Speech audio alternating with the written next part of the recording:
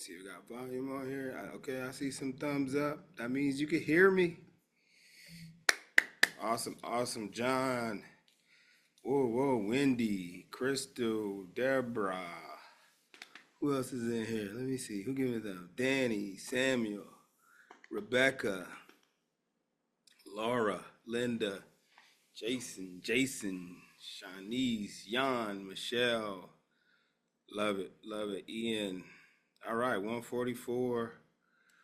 144. Is my sound on? Let me see. Microphone. No. Let me see. Yep, we hear you. I'm right here. Yeah, let's hear this. External speakers. No, I don't want headphones. That's why I can't hear everybody right now. There we go.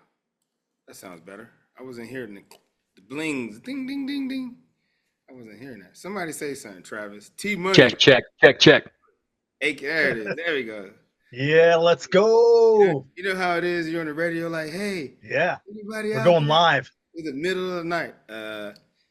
This is a B63 radio check over. It's like 2 in the morning, sitting on the ridge line. Let me just make sure they still hear me. Let me do a radio check. No. Well, we I hope everybody is excited today. I'm going to be honest. I'm going to be a little vulnerable today. I'm traveling, so I'm not in my normal space, as you can see. So I'm gonna be. We see you now in the back cave tonight. Yeah. I will be drawing some energy from you guys, so we won't have a lot of slides tonight for sure. So I just want to get you ready for this. Make sure you have your PDFs because I have mine here, and as we go through, I'm gonna talk through this today, kind of change it up a little bit. I know we always slide you to death, but today we're doing it different, right? We're being agile today. We're gonna flex. We're gonna be flexing today. Somebody wants to start companion. Give me a second. Cool. So the first thing is first. Let me see who's in the chat over here. Hello, everyone. I hope you all had a great weekend. Haha. Servant leadership. Jeffrey in the house. Okay. Chanky produces. Okay, Justin. You know it. I'm taking any of you guys familiar with Gary Vaynerchuk? Oh, the Cowboys. Don't get me started. I was at that game. Not that I'm a super duper Commanders fan, because my wife, she's the Commanders fan, and we went to the game, and man, I felt bad. I felt really bad for the Cowboys. Yeah, they were. Yeah, it was bad. It was bad. Jaden Daniels got he hurt. I think he hurt his ankle or hamstring or something. Was not. Yeah, you guys earned it, Daniel. See, America's team. Nice stadium, by the way. Nice stadium. Yeah, I know, right? Get an injury? Come on, man. You can't do that. Let me see. Every year is our year, Chris. Okay. I'm not gonna get into a debate with you on that one. I wear the jersey by association, so whatever the Commanders is doing, that's what I'm doing. When they winning, I'm winning. When they losing, I guess I'm losing too. There's a sign-in sheet. Go ahead and sign in. And we are going to take the quiz today, just to give you a heads up so you get done early. So we are in week 3. Week 3 is awesome. We're getting there. Week 3, Babe, let me take my quiz. Daddy said, let me take my quiz. We're going to get into week 3 and dive into these processes. The last 2 weeks, I think we we hit those foundations, I feel pretty good. I will release some type of quiz later on just to give me some feedback to make sure you all are on track. And one way you can do that is just let me know, like, hey, Chris, I'm not everything the last 2 weeks, I'm having an issue with this. And so, to my point, I think Saturday's session is I want you to study what you've already been exposed to, right? Study that, and while you're studying, look for those knowledge gaps, right? Look for those knowledge gaps based off of what we've covered the last 2 weeks. Go down your lists, go down your notes. I understand this. I might need to revisit this. I need Chris to say a little something about this a little bit more. Go check the data. Check the data, right? We want to be intentional with our study. We want to be precise. And so your execution is efficient. You're not wasting time. We want to master the content, not memorize it. Not read it just to read content, but to understand the context of the content. Right? Don't just watch videos. Make sure you watch those videos so you can gain context of that topic or subject that you want to know more about. So we're in a week 3.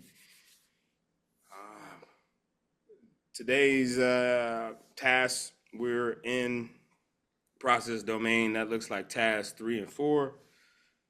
Plan and manage schedule. Engage stakeholders.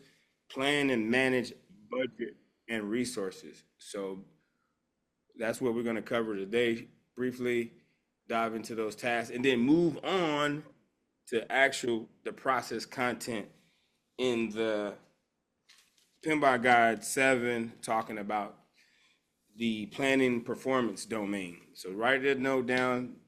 As I stated before, make sure you're in an environment that's conducive to learning.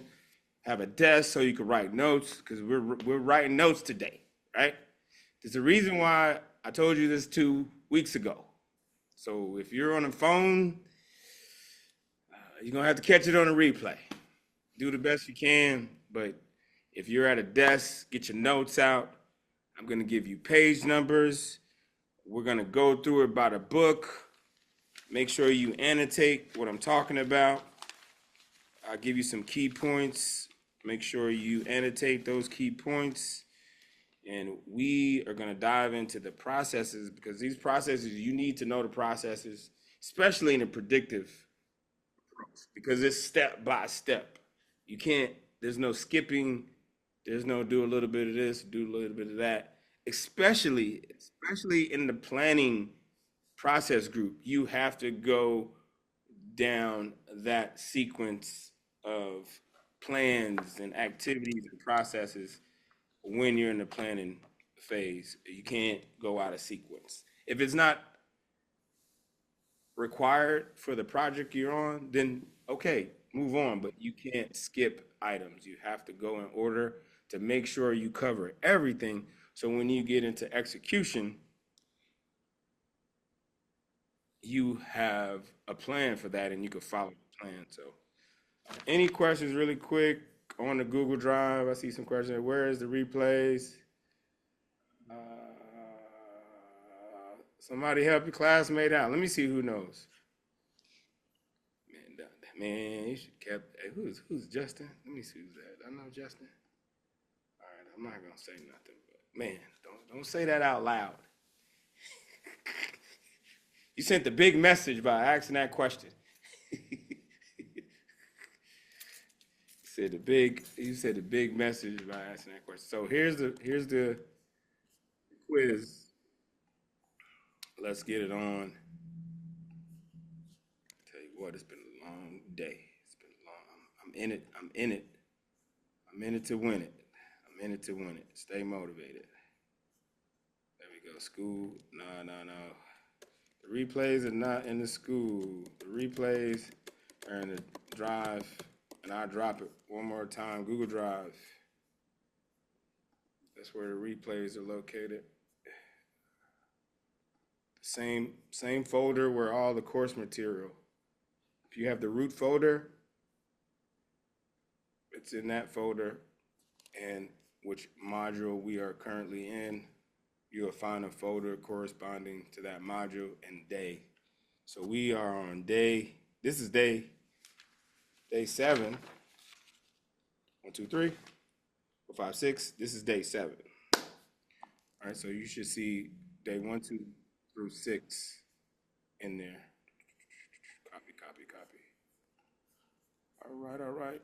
Here is it. Oh man, no, it did. No, I did. I said it right. You got me, Jeffrey. You got me. 6, 7, right? 6, 7. Here's the Google Drive if you guys need it. The time is there's 14 questions. Take 15 minutes. Let's come back at about 32 after, wherever you are. 32 after. Good luck. Make sure you remember the principles. Make sure you're reading the questions. Make sure you're solving problems, not postponing them or deflecting them. That's the project management mindset.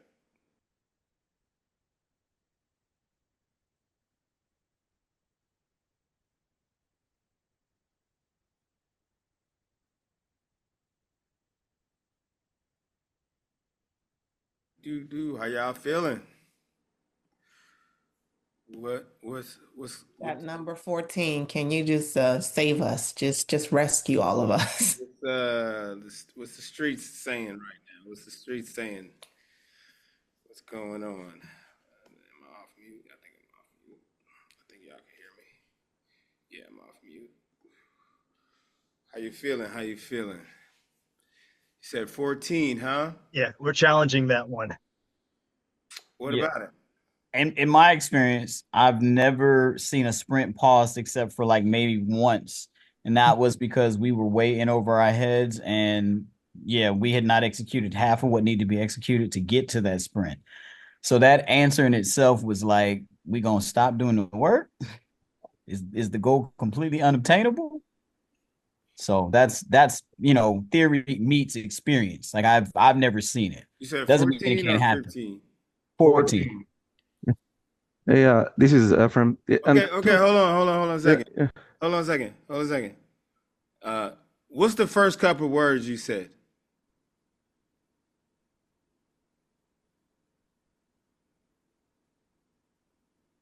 Who was that who was speaking first?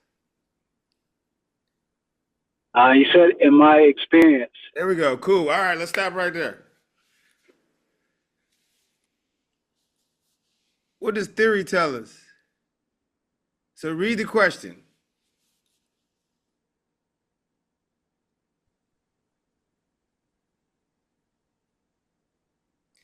T Money. Bing, bing, bing, bing. I hope you got that right, T Money. Can you come up to the mic and enlighten us, please?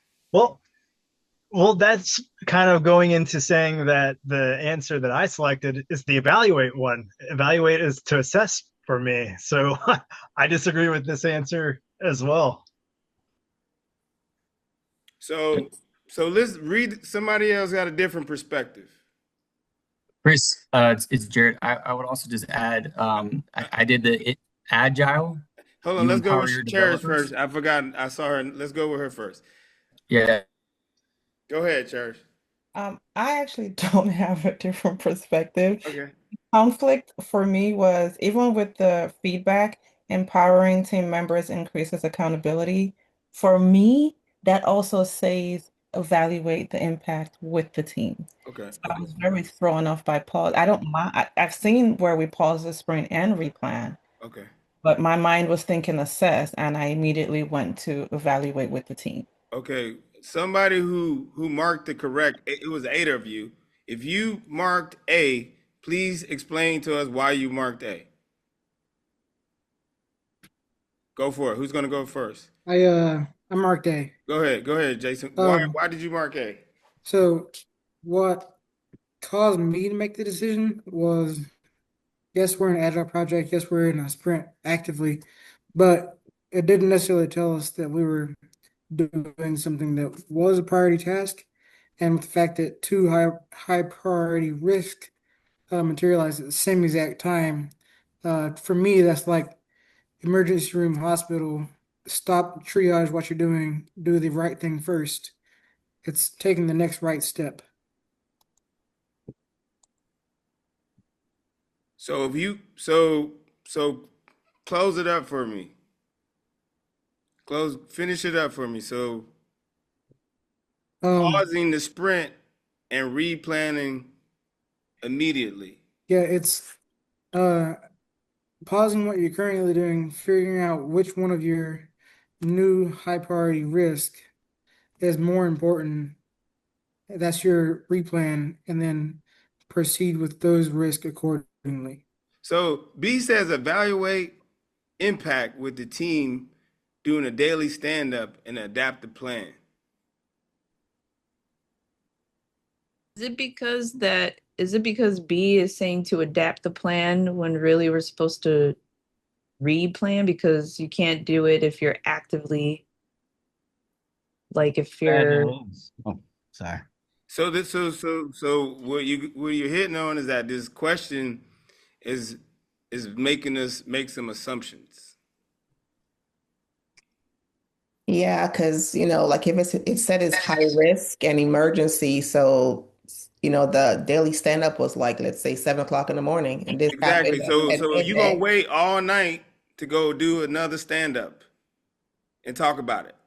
Now I get what you're saying, but is it because stand-ups are for like just doing something like quick, like adapting how it's saying, and like it's not meant for like an in-depth replanning? Is that so? When do you normally conduct stand-ups? First, say that again. Usually, first thing is like your first hot wash of the day. It says daily stand-up. That implies at the start of the day, and that's what the lexicon says. Stand-ups are usually done at the beginning of the day because we're talking about past 24, the last 24, the next 24, and any impediments, right? Correct. So in this scenario, you all who said assess first, you're correct, but the way you went about it was incorrect. We used the wrong venue to exactly assess and correct because we want to escalate. Got it. Wait until the sprint review is reassessed. But it says so if you're in the middle of working and you have two items that come up priority, you can't have two priorities. So what do you got to do? Product owner, where my scrum masters at? You got to identify what the actual priority is and what the secondary priority is, and then replan groom your backlog, right? Yep, to meet that priority. Got it. Yep. Now I see. I can see it now. Perspective. Perspective matters with these questions. So once again, who would you say? And what I've seen. In my experience. So no, throw that out. We got to use theory. Yeah. So you guys using the wrong venue. That's where when you said start with that. That's where I just shut off from there. Yeah, makes sense. You're thinking about what you've seen, but you're not focusing on the theory, right? So the theory, I threw that in there for you. Good. Anything else? Good conversation. Appreciate it. So is there would be another answer, say assess and gather the team and just do it rapidly? So stopping 14, because let me see. Yeah. Let me see. Because sprints are more than one or two things. There's like features, there's stuff, there's all the stuff that you're working in. When you say pause, it's like, oh, I'm going to pause everybody. I got developers working in different things, but the best answer was A, I guess. And that's what you're looking for, the best answer. So listen to what it says. Wait till the sprint review. You do a sprint review after the sprint is over. You have two things that are high priority. Why would you wait till it's over to decide? In their priority risk, that means they're going to affect your project some kind of way. I don't know. It could be a bad risk or a good risk, right? But you have to. Hey, everybody. Hey, let's do a quick huddle. Or you don't even need to do that because the product owner is managing that work. That's the job of the product owner, is to manage that backlog. And you as the product owner or project manager, if you was in a predictive sense, then you'll be watching your left and right to see what's coming up. And then you're like, whoa, whoa, whoa, whoa, I see this over here. Okay. The team is still working. It doesn't say, the other one says, where is it? Does it say stop the team? But it talks about the team, right? But the A is the best answer for you. A is the best answer for you. Everybody see that? Cherish, go for it. Oh, I got your hand up, or is that from last time? I do have my hands up, but not Okay. for the question. Okay, go ahead, Ian. Ian, go first. Yeah, so I guess, I've got no experience with Scrum, so I'm coming at this with a clean slate. So I guess I'm trying to understand the theory better, because I also, like everybody else, picked kind of evaluate with the team and stuff like that. So I'm trying to understand how is, like, if you're pausing a sprint, how is that like not kind of like setting off alarms and kind of like escalating, or is the result of the replan to escalate then? Okay. Or whatever. So Let's take away PM terms. Let's apply it to life. Just take away PM terms and let's look at I'm trying to find something. Anyway. Okay, let's use the medical term. I'm not a medic, but let's just think about it. And I think I'm drawing from Jared's perspective. So you're a medic, you're a doctor in the ER. You have two patients come in at the same time. You're in the ER. One has a gunshot wound to the chest. One has a gunshot wound to the leg. Which one do you take care of first? Are you asking me my opinion? No, I'm just saying everybody in general, and not two. The answer is not the chest. That's the wrong answer. If he's shot in his femoral artery, you're going to bleed out faster than if you're shot in the stomach. So he used the word chest and leg, but if you're shot in the stomach or you're shot in your lower back. I did lead by. I'm not a doctor. I did lead by that set. So all right, let me hold on. Time out. Let me be a little bit. Okay, one guy is shot in the foot. The other one is shot in the heart. Not a femoral artery. He just got through and through in the foot, and this one shot right in the heart. Severity of injury. I'm just rock with me, Jared. Don't go technical on me, man. The spirit of what he's saying. Yes. The spirit of what he's saying is he wants to make the one worse, because I would have said I would check the pulse. Yeah, that's why I say I'm not a doctor, and let's not go. You thinking it? You're doing what I want you guys not to do. You're thinking too deep into it. Sorry, I didn't mean to nitpick. So let's keep it basic. I tried to just keep it as basic. I said I'm not a doctor, but if I was in the ER and I wanted to save somebody's lives, you evaluate the casualty, right? Like if he's talking to me, he's like, "Yo, doc, I'm all right. You need to help him." No, I want to help you first. No, so you're not a doctor, but in your experience, say what? No, I didn't say that. I'm just using an example. But anyway, what I'm trying to get you guys to see here with this question is that you, one, I just threw it just to see how you would respond to it, right? Let's just say that, because we haven't gone in detail about backlogs and sprints, right? So we haven't done that. So let's just start there. But if you're just in a predictive sense and you have two activities on your project that are looking like they're going to be at risk for not being complete, you're going to assess each one and then do some type of a rearrangement to take care of the one that's going to cause the most risk or most important and handle that one first, because you can't chase two rabbits. That's what I'm saying, is like you have to look at it like that. Forget the words. You have two things that are high priority. Yeah, we should have read the responses better, and that's the big takeaway here. You got to slow down. Yeah, I see. And read the words, because that's what you're going to experience on the exam. Yes, sir. And something I can say too is just that you have to bring the team together because those two things, sometimes you don't know who's probably your biggest expertise to tackle those things right away.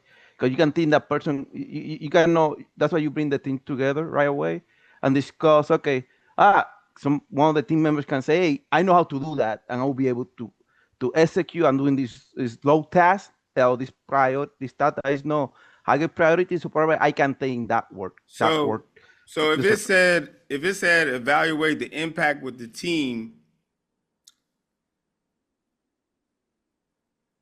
and pause the sprint and replan immediately, then that would be the right answer. But waiting until the daily stand-up, no, that's not what you want to do. That's the key word they're tripping you up on. So that's it. Is everybody, give me a thumbs up if you kind of got an idea of why you got this question wrong. Just give me a thumbs up. If not, once we get into product backlogs and assessing, is whether it's predictive or hybrid, it doesn't matter which approach. The issue here is that you have two things that are high priority. You can't chase two rabbits. That's what they're testing here. Like, are you going to assess and then groom your backlog, reorganize it so you can handle that priority? And there's a lot of information left there too. It's like, it doesn't give you a whole lot to work with, right? And you're going to get questions like these. Go ahead, Cherish. Before I get to my question, this question, number 14, is actually very similar to number 4. And I did not struggle with number 4 as much. I actually, that was like common sense to me, but to me, it's similar. I have no idea why I struggled with the other one, but Is it because it got more information, you got more context of the situation? I don't know. I do feel like I didn't read their answers properly and actually think about them, because if I read number 4, there is no other option here that would make sense for me to do. I would pause the sprints and replan, which is essentially what the other one is asking us to do. It's just one risk versus 2.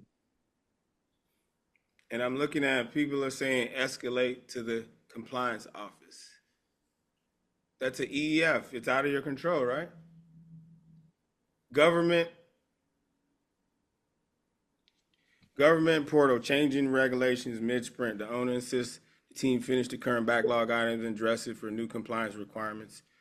Regulatory change deadline is firm, and the failure would delay certification. So the best answer is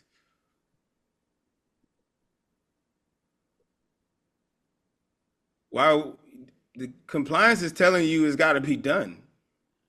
Continue as planned, handle the compliance next sprint.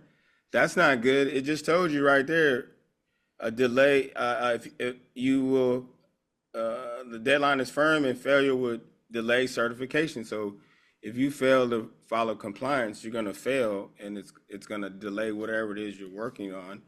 Convert the project to a predictive to control scope. It has nothing to do with, it's an EEF, enterprise environmental factor.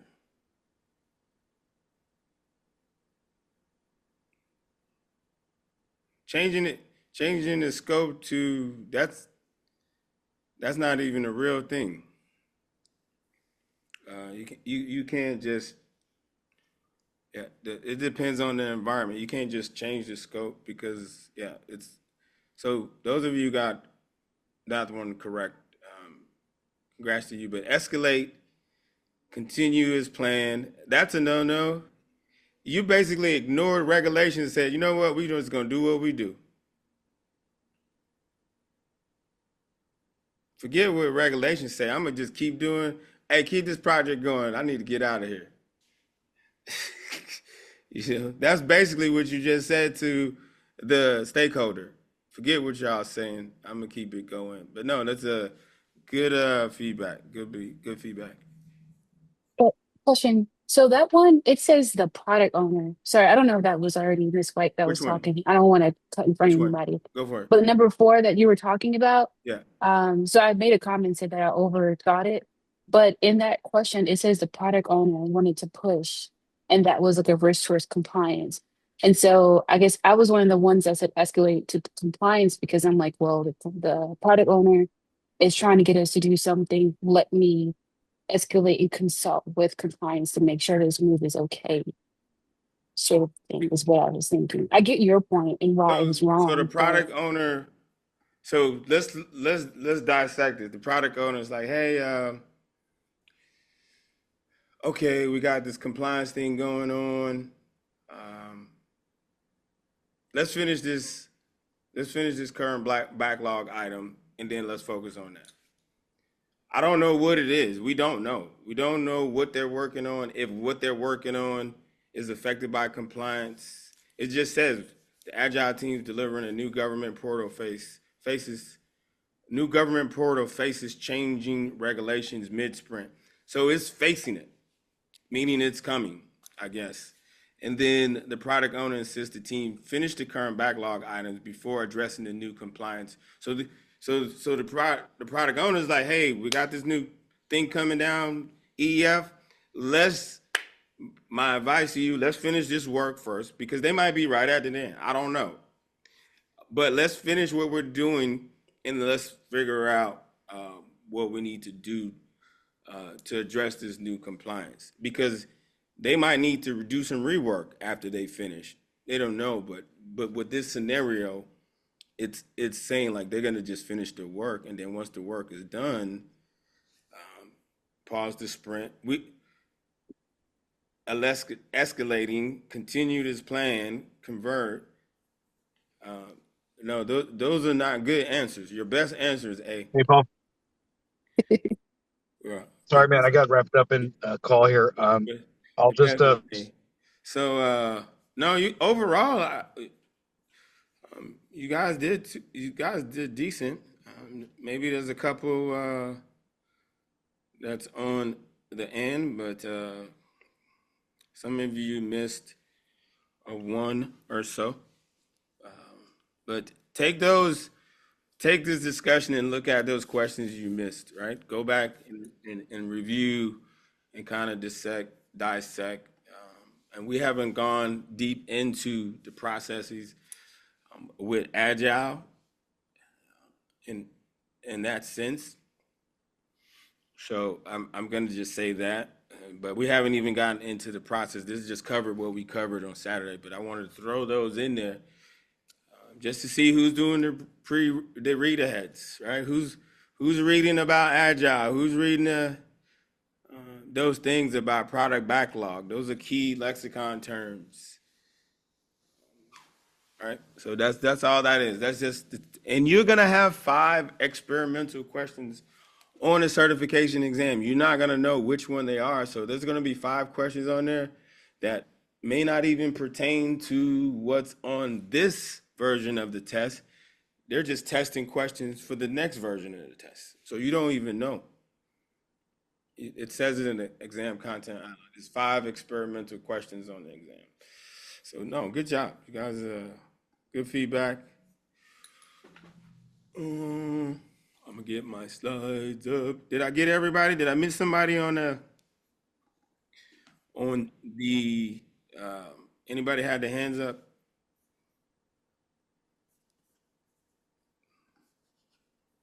We gotta read another takeaway from this is we have to take some time to read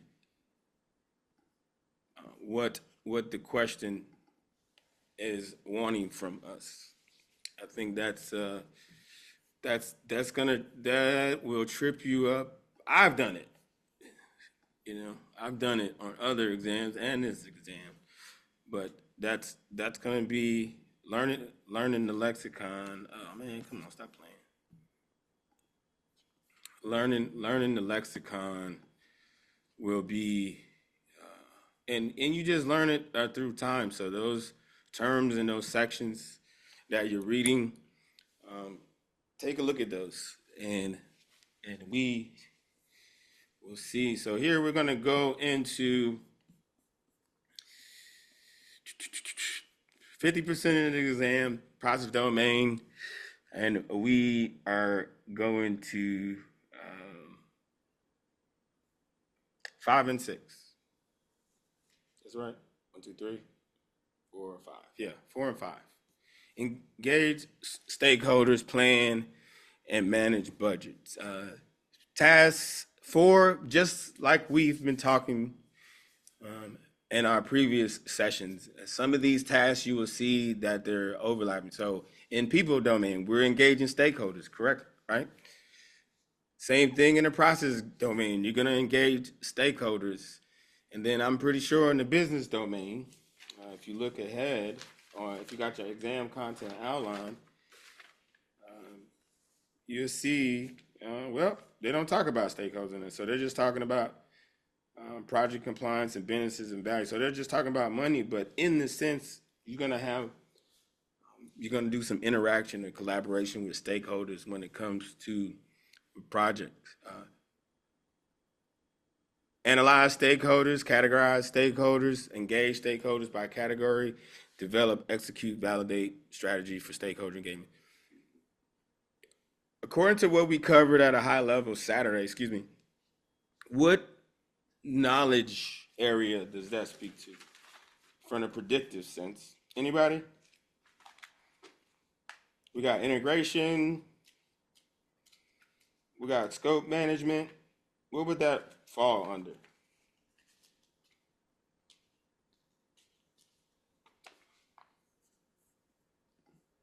You got communications management. What's the first 2 processes in the first process group of the predictive approach? Initiating and planning. No, the first, excuse me, let me reframe that. What are the 2 processes that are outlined in the initiating process group?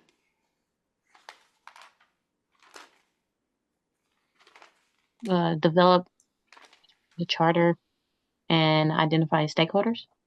Correct. So that's what we'll be doing. It says it right there. Analyze stakeholders. And so we're doing power interest grid. You remember that? We talked about that. Power interest grid, influence, impact. Those are some things that you'll be doing in that task. So that task is speaking to that. How are you going to communicate with stakeholders? Your stakeholder register, that's going to be your output, right? How are you going to communicate with them? Our stakeholder power grid is going to let us know who, I'm trying to find this page here, who are the priority stakeholders we need to pay attention to. You know, who do we not piss off? And who do we keep happy the most? The other section that you will deal with that maps to that is, that's what I was looking for, stakeholder performance domain. That's the first set, performance domain in PMBOK Guide 7, right? Next one, we'll go there and we'll look at those once we roll into plan. The next one is plan and manage budget and resources. What knowledge areas does this task map to?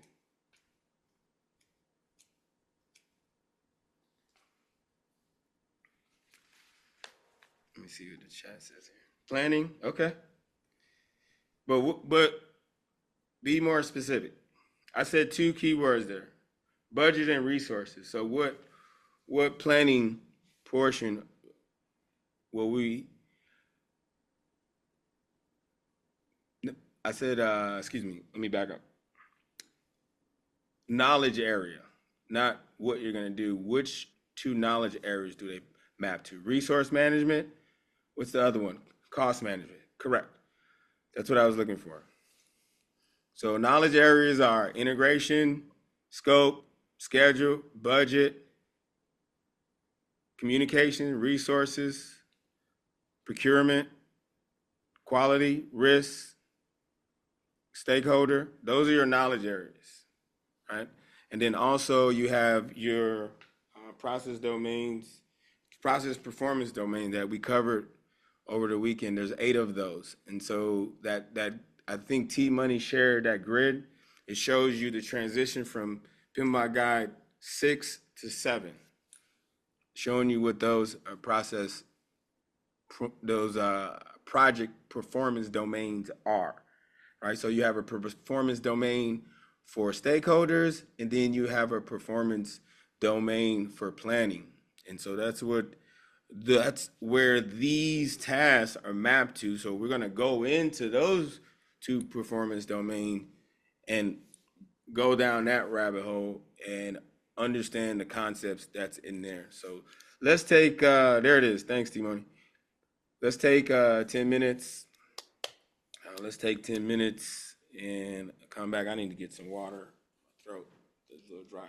Anybody got any questions before I go?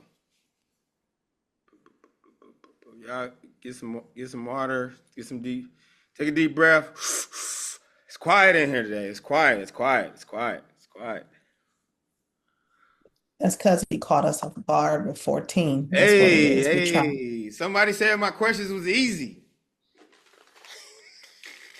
It wasn't hard. We were just nervous. I just wanted to wake y'all up a little bit. You know, they was like, hey, Drill Sergeant, you being easy on us. All right, okay. Y'all want that smoke? Give him or her that smoke. Don't punish me. Hey, we're a team in here. About time you started rolling out some of those hard ones. See? Oh man, you know this guy in the room. He's just starting it up. And those questions were really wordy. You guys did good. I intentionally tried to give you some really wordy questions. But overall, that's the only one that was the most frequent question missed, was that one. So not bad. Good percentage. Let me see what else.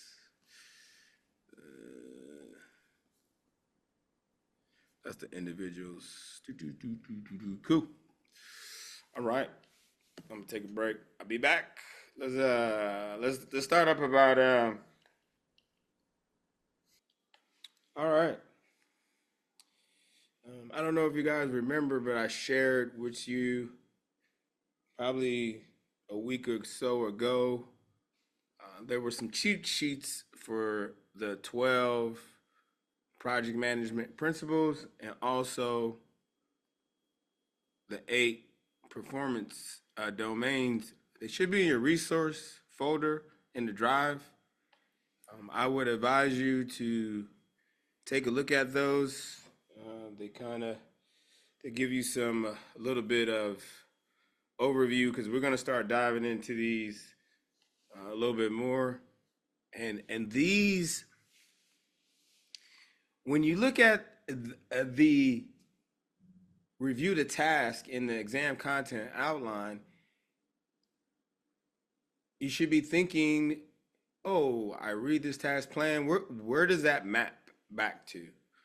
So plan, our task is to stakeholder engagement and processes, to be exact, engage stakeholders. So that's a performance domain. So we need to go to that performance domain and see what's going on for stakeholders. If it said engage team or develop team, then we need to go to the team performance and see what theory tells us we should be doing as project managers to develop our teams. How do we develop our project team? So those two handouts, pay attention to those. There's some information there. They give you a high level overview of each performance domain, so you know where you should be operating on projects. This is the transition from the 10 knowledge areas that you see in the sheet that T Money shared with us, moving to performance domains. That was the shift from 6 to 7. We're not focused on knowledge areas, we're focusing on performance domains. And so these are the performance domains: stakeholders, team, develop, approach, and cycle, planning, project work, deliverable, uncertainty, so on and so forth. So that's what we're going to look at. That's where if there's anything about planning, then you need to go there to planning performance domain. If you need to evaluate, such as whether you are evaluating project performance in the agile sense or in the predictive sense and monitoring, controlling, then you'll be going to measurement. Because you're measuring project work, you're measuring quality, you're measuring how things are happening. So let's go get at this. So performance domain, stakeholder performance domain. An individual, group, or organization that may be affected or perceive itself to be affected by a decision, activity, or outcome of a project, program, or portfolio. So basically everybody, vendors, sponsors, everybody's a stakeholder. If you have something to do with the project or the project will have some type of effect on you, and most of those items, if we're building value, then the end user is part of that too. So the end user has something to do with that. So gives us an overview of what those people might look like when you are trying to figure out who are the stakeholders. These, by theory, this is what PMBOK tells us are stakeholders. At our core, we got the project manager, project management team, and the project team, which consists of C-suite leadership, other folks, functional managers, anybody that's you're going to reach out or that you will collaborate with is the project team. And then outside of your bubble, you have your project management office and any committees. And then the suppliers, customers, end use, regulatory bodies. Those are the people in the EEFs, in the enterprise environment, in the environment. So that outer bubble is the environment, and then the middle bubble is a little bit, because you got governing bodies that could be internal, external. And so this is another depiction of operational process assets and what the environment, who's in the environment that will have some effect on your project. Engagement with stakeholders. With the stakeholder power interest grid, as it says, is an enabler there in task 4, analyze stakeholders. Your engagement with them is important. You have to make sure that you're engaging with them effectively, communications, report, whether it's you're in an agile sense and you're measuring through different types of reporting to depict velocity, quality, time spent, and then within the predictive approach, it's work performance reports, and that's what they are. Work performance reports are the reports you send up to the stakeholders. So identify, understand, analyze. That's one of the processes in the initiating process group for the predictive approach, and then you're going to do that also when you start up an agile project. You're going to see who's in who in the zoo. Okay. They don't use such fancy terms, but it's similar. At the beginning of a project, no matter if it's agile, hybrid, or predictive, you're going to see who the stakeholders are and figure it out and develop some type of charter or way ahead of how you're going to conduct the project work. A lot of stuff that we've seen before, and identify your stakeholders. I'm in PMBOK Guide 7. I started on 8, page 8, PMBOK Guide 7, not the standard for project management, but section 2-1 in the PMBOK Guide 7.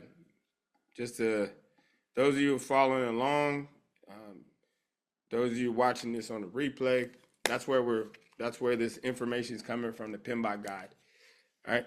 So identify stakeholders, go through your analysis. Your analysis, you're looking at personalities, attitudes. You're using your emotional intelligence, right? We talked about that.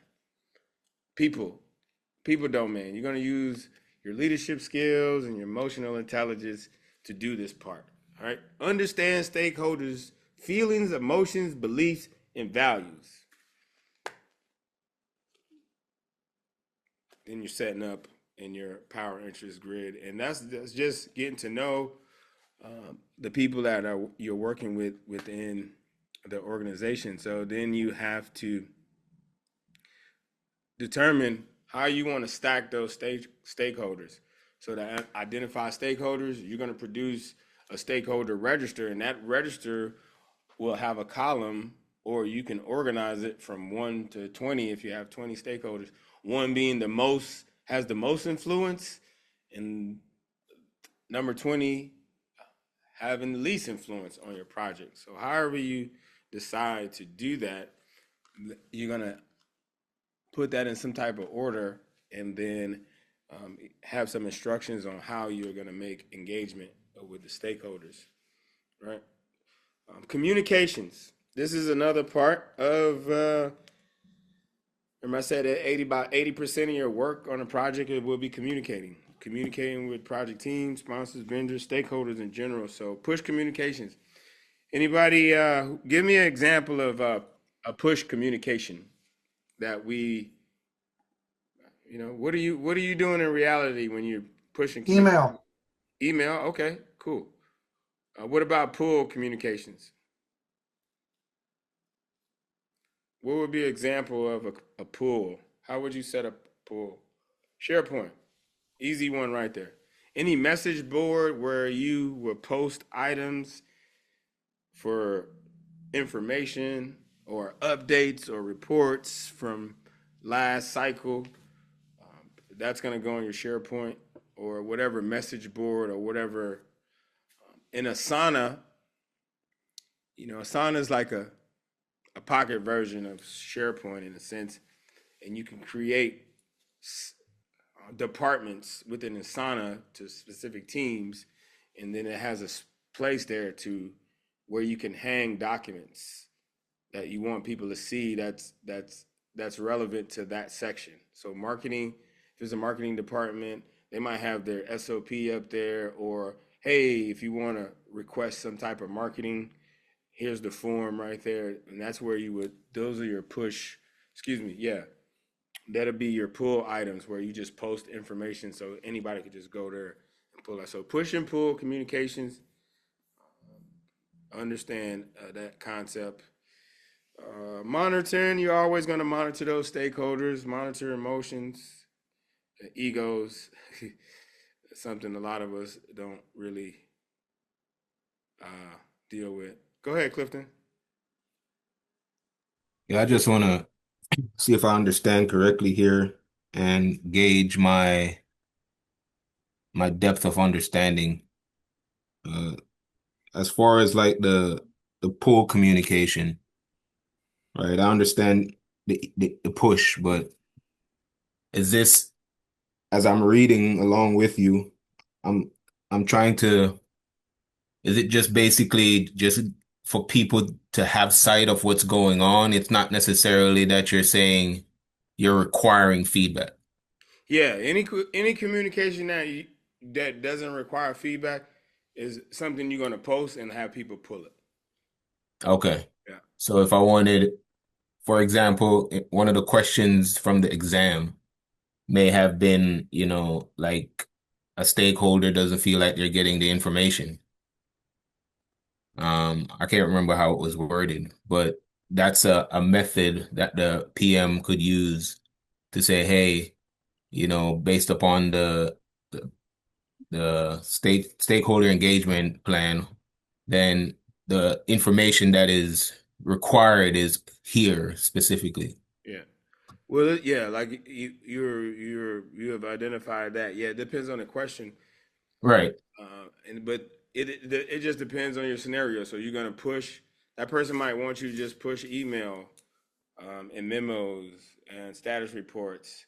But like to what it says here in theory, we're just talking like maybe it's a policy. You don't need feedback on that. You just need people to. You might put it up for pull and require people to like, hey, did you read it?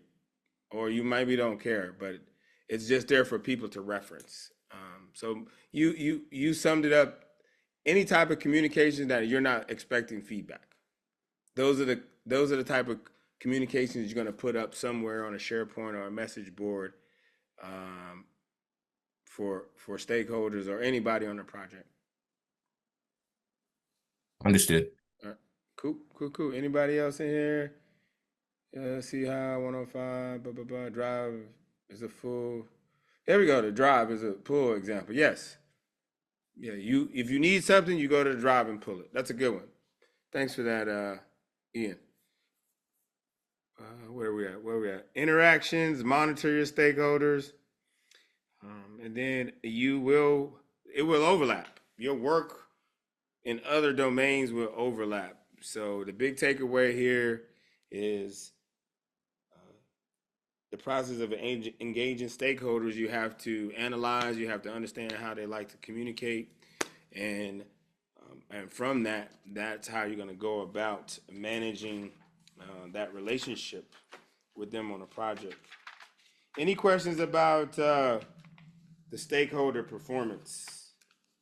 That one's pretty straight up.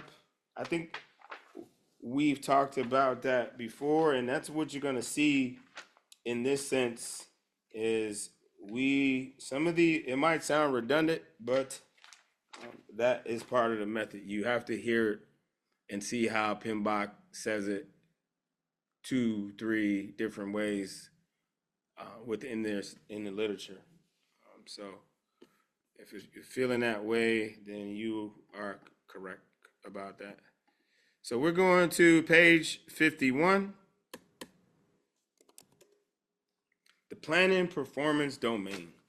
All right, so we mapped we mapped the task of plan and manage budget resources.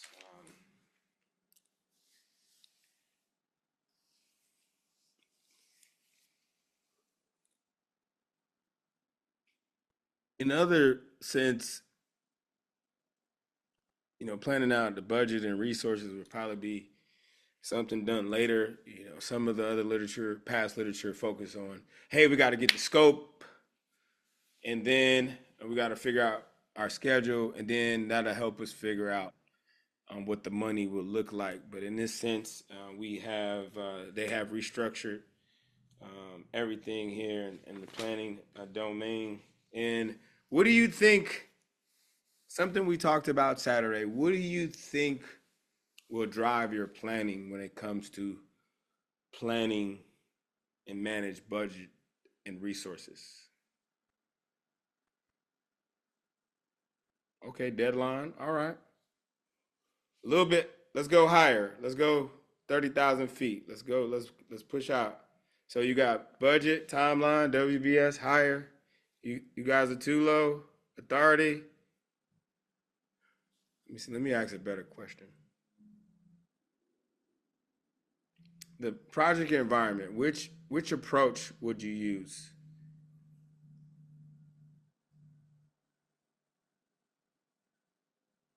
Okay. So that's where I want you. Depending on the approach you are planning to take is going to determine how you plan. All these things you guys are saying are right. Yeah. The charter, the WBS, but you're in a approach already. I'm looking for what approach will you take? So think about that first. Before you plan anything, you have to understand the environment. Once you understand the environment, you will tailor your approach to the environment. So if you have to build a house, we know that's a predictive project, then your first thought would be, hey, let me go down the predictive route of planning. So planning overview, you're going to have to estimate timing, cost for those resources, because we're talking about budget and resources. So you have to do an estimate of the work you need to take care. And then these two terms here, crashing and fast tracking. These are, put a star by those. Underline it, circle it, highlight it. All right, those are two lexicon terms and concepts. So crashing. Can anybody tell me what crashing, and have you done that in your project environment in the reality space? Based off of your experience, what does crashing look like in your organization? Have you seen it? We need to get something done. Need more resources. Let's go. Yeah, get ahead, shifting our resources to a goal. Shift manpower. Yep. And what does that do when we so let's start with crashing.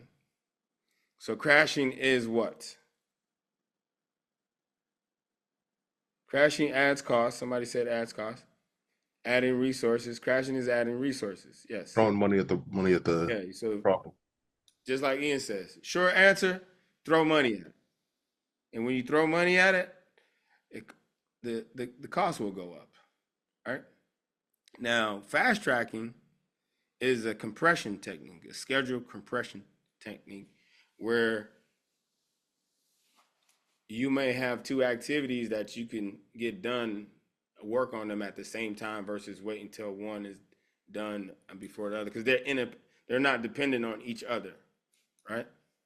So you could fast track and save some time, or get an extra day, or just clear your you might, in your product backlog from an agile approach, you might have a stack of tasks, in your backlog, but task 4 and 5, you don't have to really do one sooner than the other. So you could probably just knock them out. If you have the resources, the developers, you could split the work amongst the project team and have them knock it out. So fast tracking and crashing, those are two terms you must be familiar with. So planning and purpose is a proactively developing approach to create the project deliverables.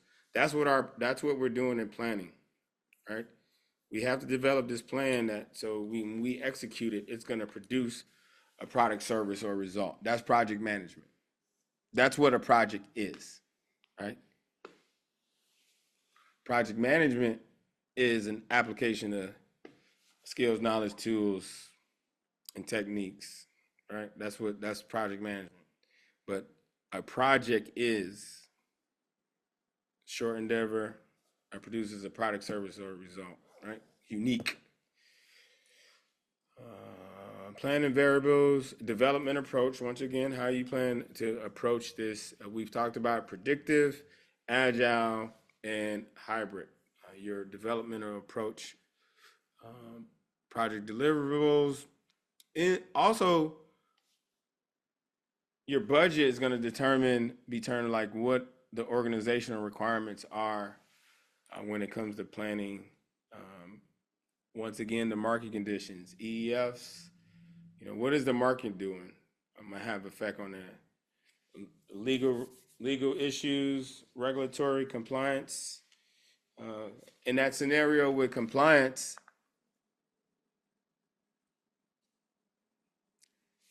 not knowing the full context of the situation, but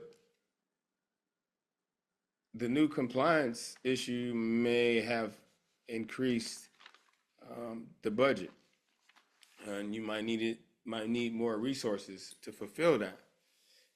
In the predictive sense, because anybody tell me, what would you do if that happened in a predictive sense? That compliance regulation, and you have to update the project management plan, and then that task needs more resources, and so your budget has increased, then what would you do?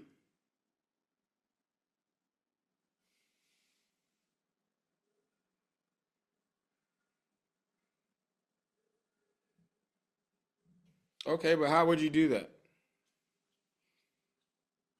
Okay. But there's a method, a predictive approach. There's a method for that.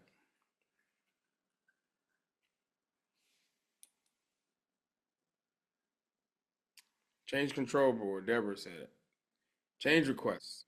right? You want to change something in predictive approach, you got to submit a change request. If you want to do that in an agile sense, then it has the concept of the agile approach is for us to eliminate that distance between the stakeholder and the project team, and so the project team is collaborating with the stakeholder, therefore making that transaction or the process of that deliverable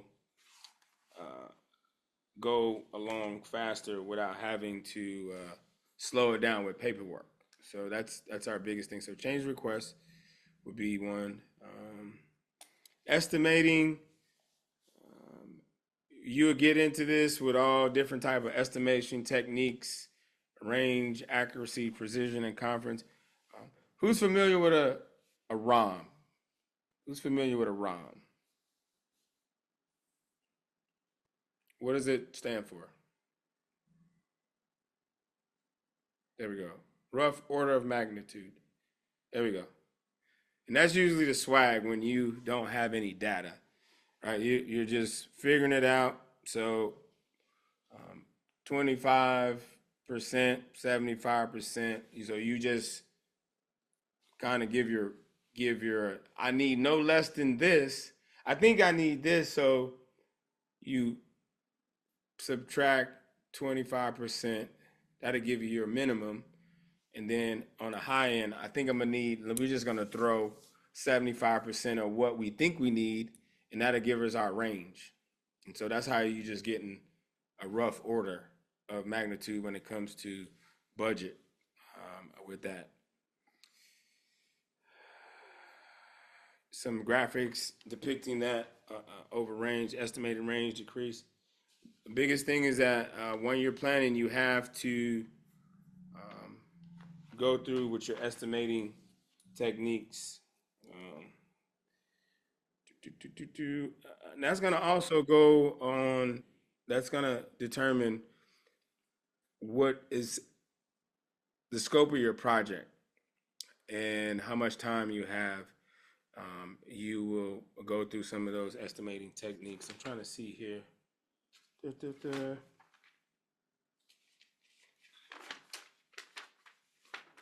don't have them listed in here. And once we go into schedule step, so here,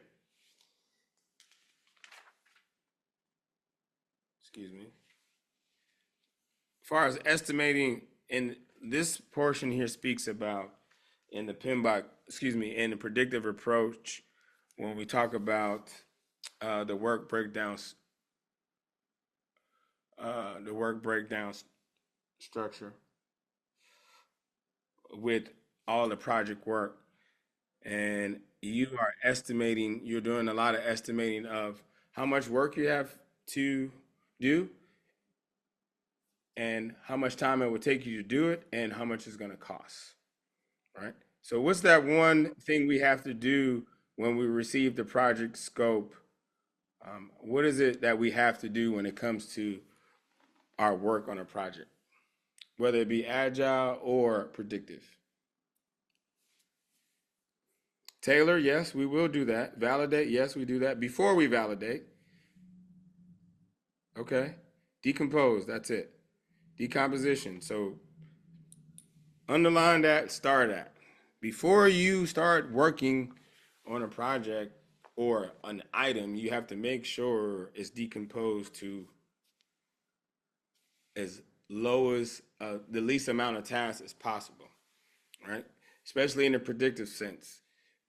That's how you build, that's how you're gonna build your schedule. So you decompose the work, you might have this deliverable, and in order to produce that deliverable, it may take 5 tasks. So each one of those tasks are work packages. Or if it's in the product backlog, each one of those items, we're gonna produce that, we have that epic, that's the big task to produce this thing, and then the story will be those individual items that lead up to the epic. And so decomposition, in either sense, key lexicon term, I will will definitely start at when it comes to the exam. Two things you need to also adding to that when we talk about fast tracking with the schedule, it's a compression technique. Fast tracking is a schedule compression technique. Schedule compression method, to be exact. Right there on page 59. So highlight that. That's important. Lags. A lag is the delay of a successor activity.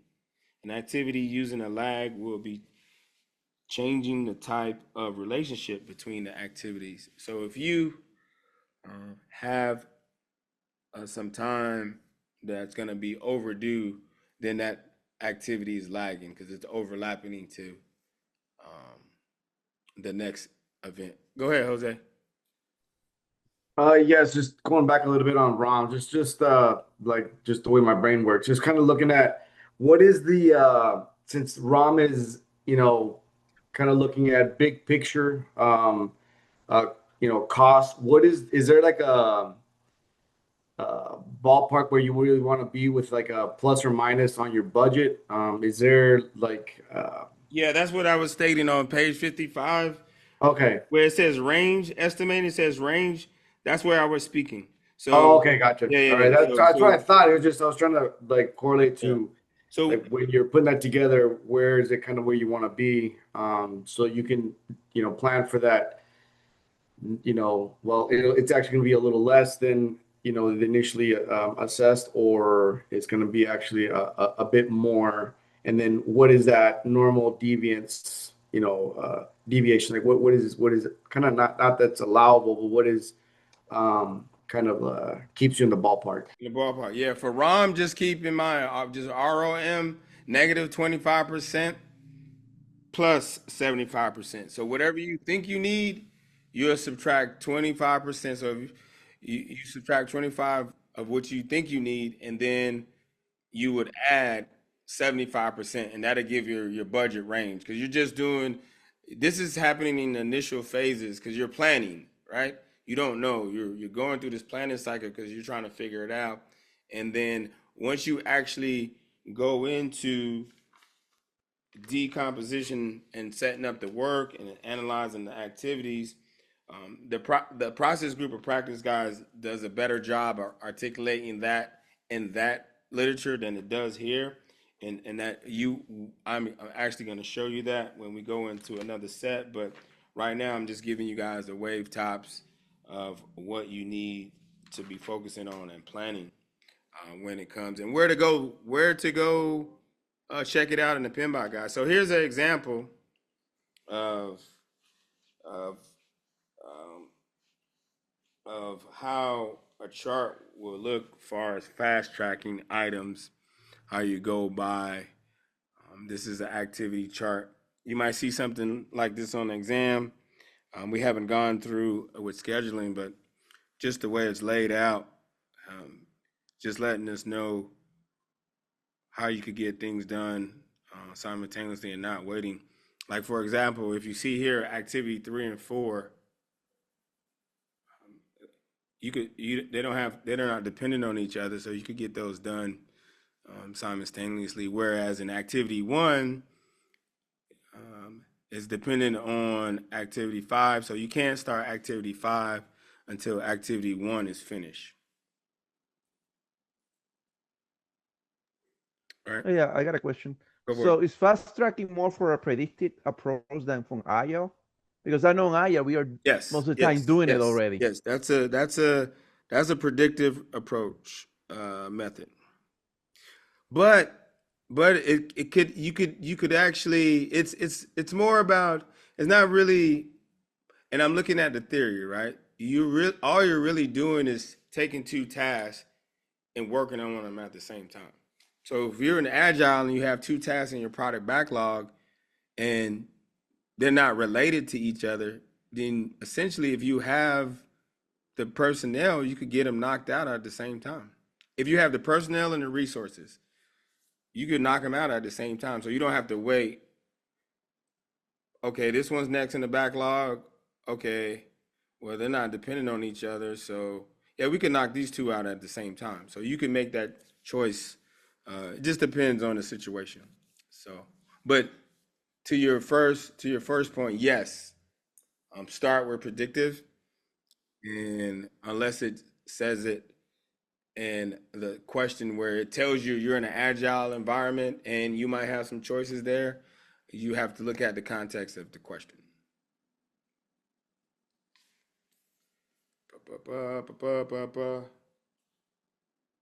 This is more from an agile adaptive schedule for release planning, where you are working on items and releasing them as they are finished.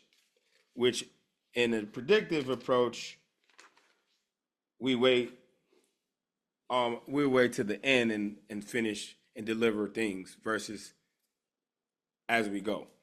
All right. As we go. Orange is critical path. Yep. Somebody identified that. Yep. Good catch. So the orange is the longest path, the critical path. And we'll dive deep in there with that question. What do you know about the critical path, Thomas? Just tell me. Oh, he said that was your question. Yes. To your question, yes. That would be the critical path. Because if you look at, let me go back. Good question. When you look at the timeline from day 1 to 24, everything is taken up. It ends on like day 23 and a half, and it starts on day 1. So there's no room, there's no float in there. There's no float in there. Where you look at all the other activities in purple, you have room, you have flow time in between before the next activity start. Good observation, good question.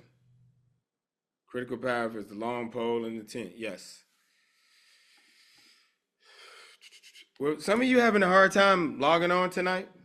Give me a thumbs up or getting kicked off. Some people were saying, I don't know what Zoom want to do, keep taking my money. But I think there was an outage with AWS yesterday. There was an issue. I don't know what happened. Was anybody affected by that? All right, let's talk about the budget. On these last couple of items,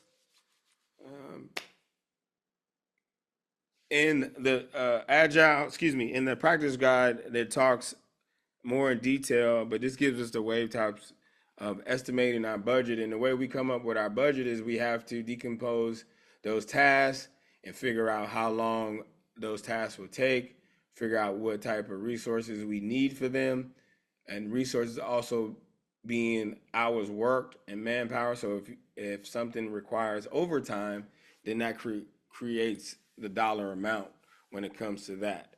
All right, and that's how you're coming together with your budget.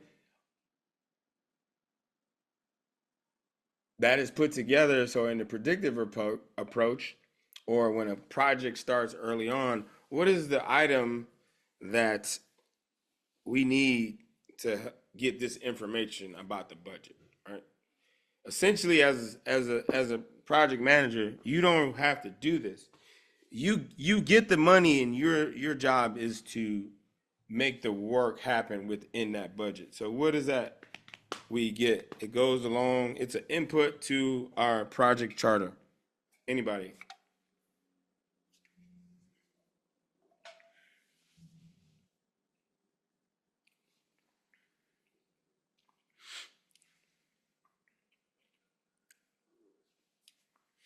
So we're in initiating. What do we need? Okay. It's an input to the project charter. Business agreements. Okay. Business documents and agreements. So what is it? There we go. Business case. Business case. The business case is where we know how much money we have to work with. Right? They get our business case. They do market trends. Business analyst does that for us, and that's how we get our budget. We take that budget and we make the work happen within that budget.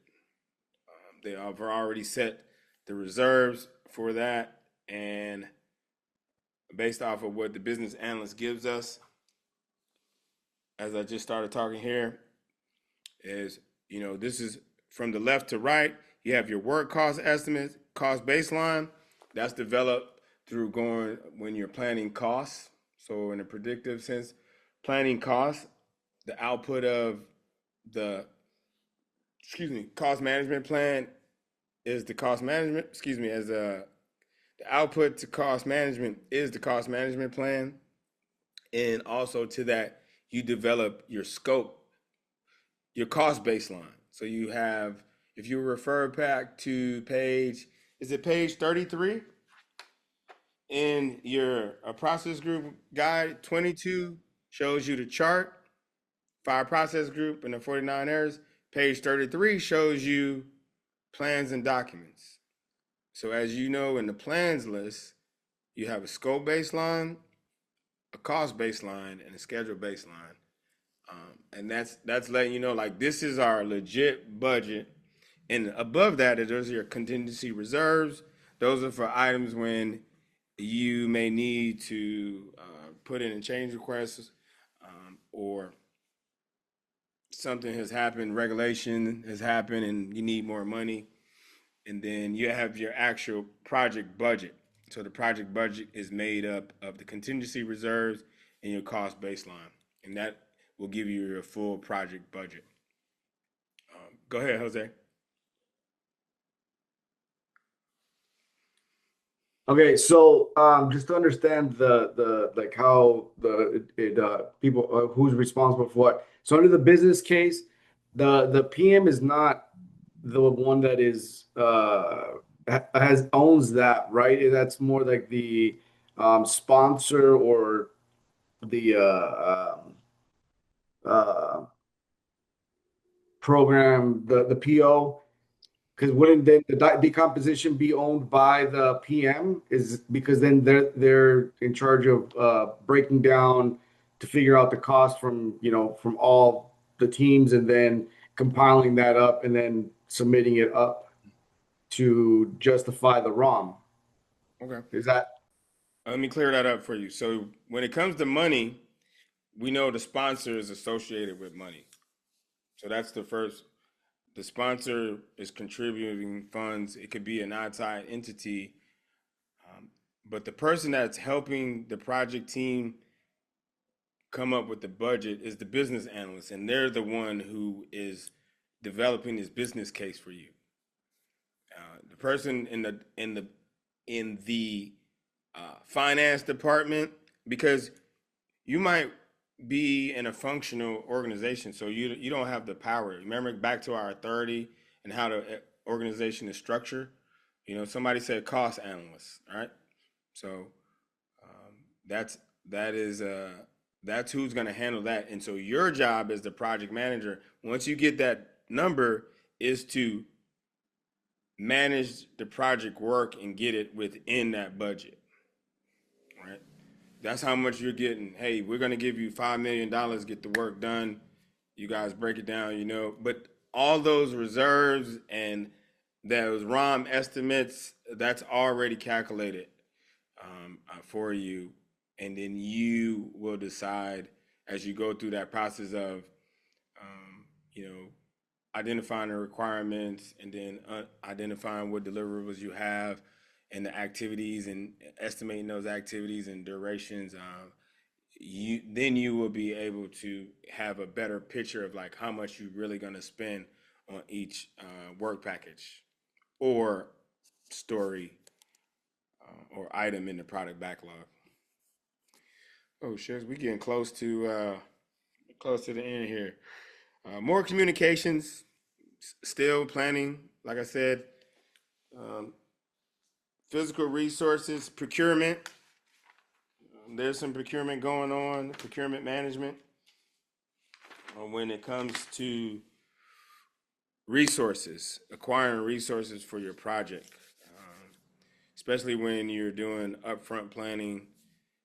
You don't, in an agile sense, you don't know what resources you need, so you have a little bit more of a leeway with your budget because the environment isn't certain.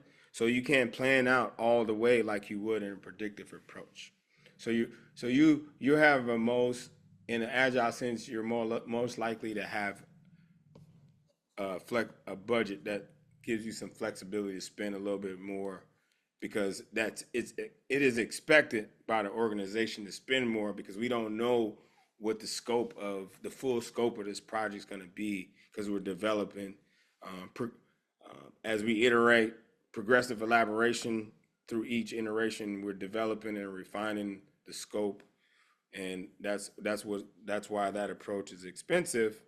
It gives us more leeway.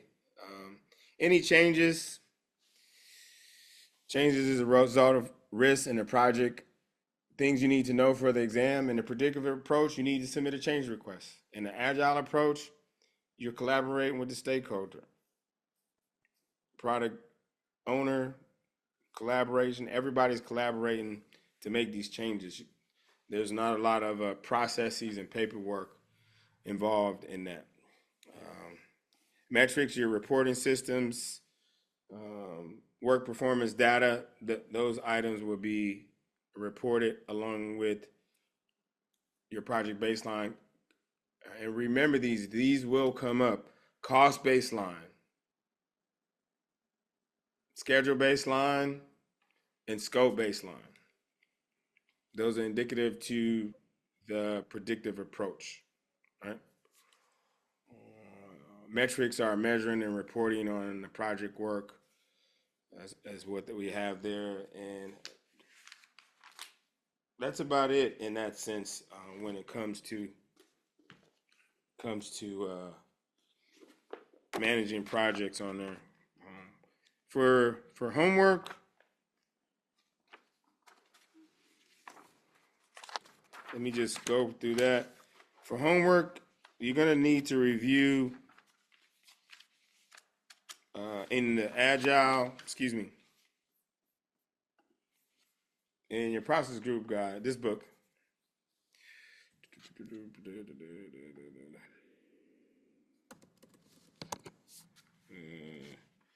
Right here, page 1 to all the way through, just go all the way up through the planning phase, right? So that's all the way to,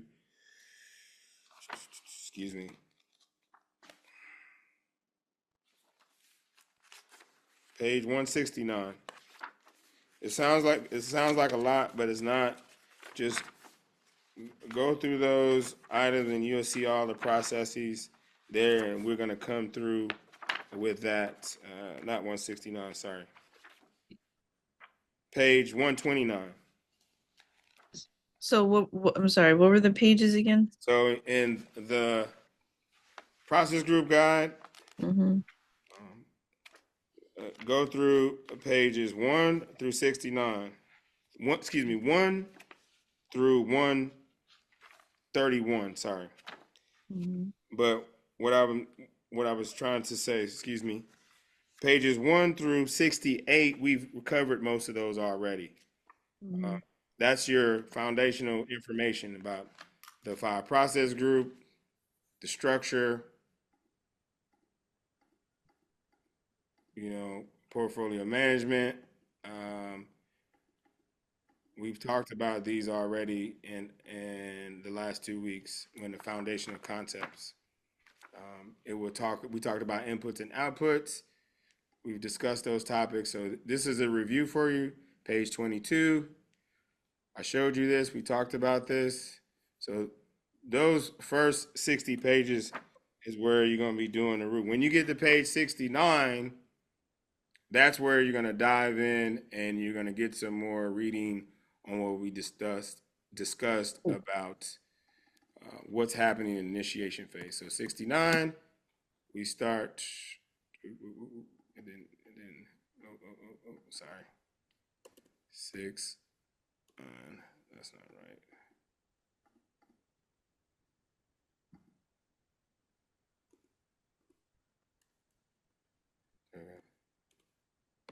There we go, 69. So initiating process group. Read through that. We review that. We touched on it a little bit tonight, but this will go more in detail. And I will go through that, and we'll go through the whole planning. The goal would be to go through the whole planning, initiating and planning stack.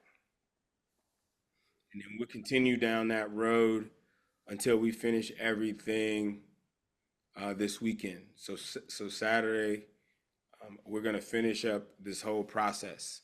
So for you, if you read ahead, understand what's going in the performance domains, look at those handouts I told you to reference.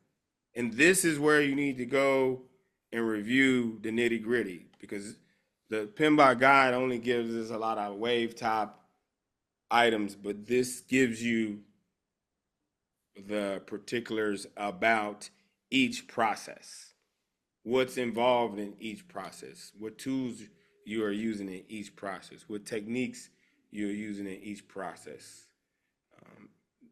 Develop project charter, business documents, agreements, EEFs and OPAs. Why EEFs? The process, the book we're using it's called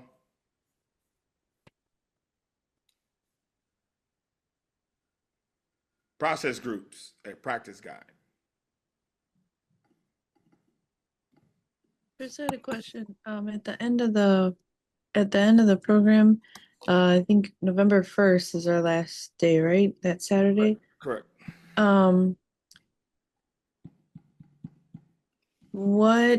When are we expected to take? We're taking like a mock quiz, right? So it's like practice one, just like the exam. Is it going to be like 180 questions? No, it's going to be 90 questions.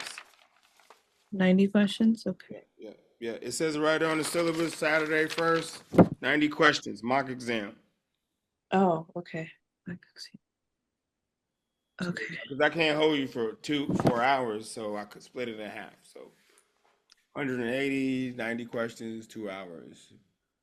Okay. So on Saturday, we're just going to go right into taking the exam, right?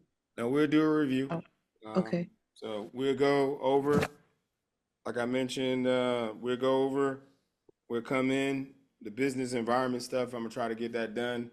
I'm probably going to advise you to go and read that, because it's self-explanatory. There's nothing nuanced. If you've been on a government contract, most of you here, if you have project management experience and you have dealt with contracting, then you should be familiar with that. And most of the terms in there is just your knowledge, talking about how you go about the process of soliciting a contract, working with vendors, the different contract vehicle types. That's important on the exam. Knowing the different type of vehicle contracts, what's better for the seller, what's better for the vendor. So if you get those done, my goal is to try to get that done out the way, so when you come in, we can kind of review for a little bit and take the exam when everybody's ready. I'm anticipating people might not be here on time or not be here, so we'll give that time to do some review, go over some high-level topics, talk about the exam mindset, and then let you test. That's my plan. Everybody hear that? All of you on the replay hear that? November 1st, right? November 1st, we get that business stuff out of the way so we could get to what's important, give some review time, ask your questions, then boom, we'll test. So yeah, this is where is it? That's the book this is your main book that has a lot of the technical information in it. PMBOK Guide 7 has some information, but this book has the very technical aspects of the exam knowledge you need to know. All right, so I'm gonna go back and forth to give you high level in PMBOK Guide 7, but then we come here and I give you the nitty gritty. All right, this is down in the weeds, stuff you need to know. So you're gonna go and talk about blah, blah, blah. Excuse me. And planning, initiating process group. So develop project charter, identify stakeholders, and then we go to planning and we go down all of these items step by step. That's our goal. And get to the end of this. That should have us on Saturday this weekend. We should be to the end of all of that. And then starting the week, we're going to Agile, because Agile is the Agile Manifesto. There's not really as much technical information about that approach. Most of the time, you're supplementing. That's where the tailoring comes in. It's like you're either going to just run a straight Agile project or it's going to be a hybrid. But you just need to know with the Agile approach that it's not a lot of content for you to cover. The majority of your work is going to be with the predictive approach processes. That's where a lot of your information, your project management theory, when it comes to the predictive approach, is going to come from this area. And we've already been touching on some of those items. And so that's our goal, is that by the end of this week, we'll be done with all these processes. We'll go through them and talk about them. And so please read ahead, right? Don't let this be the first time you're seeing or looking at this book, because it's not going to make sense to you. Right? That's why I give you these reading assignments, so you can read ahead. So take some time to read ahead and be familiar with it. And as you're reading through, most of this stuff, oh, you trying to be funny?